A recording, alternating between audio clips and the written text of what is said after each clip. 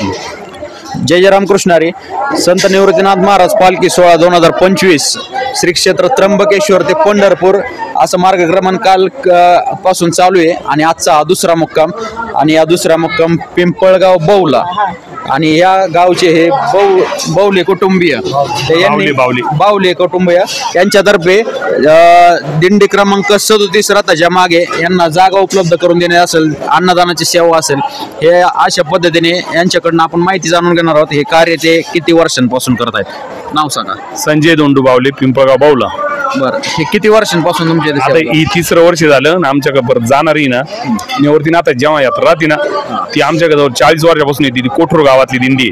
बरं, ती 40 वर्षांपासून म्हणजे जानेवारी महिन्यात संत निवृत्तीनाथांची यात्रा असते त्यावेळेस. बरं, आणि याच्या व्यतिरिक्त तुमच्या घरात वारकरी संप्रदायाचा कशा पद्धतीने? आमचे वडील वारकरी पण वडिलांनी पंढरपूरची वारी केलेली. बरं, तुमच्यापैकी कोण करताय का? मी सुद्धा वारी केलेली पंढरपूरची. यावर सुद्धा जायची इच्छा आहे. बरं, इथूनच जॉईन व्हा मग.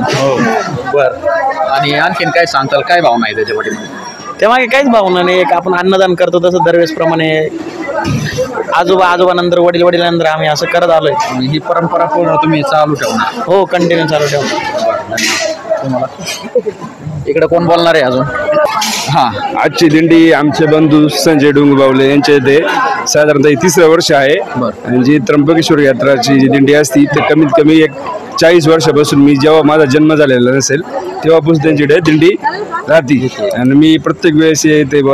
त्यांनी पूर्ण व्यवस्थितपणे पूर्ण वारकरी संप्रदायाने जेवणाचा, अन्न भोजनाचा व्यवस्थित सेवा करतात.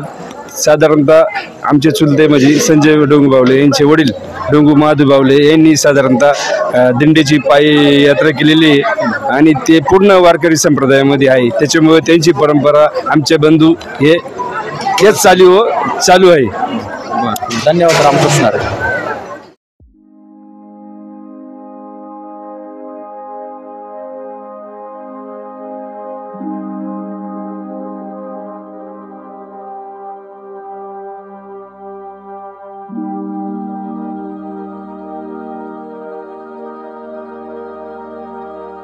Thank you.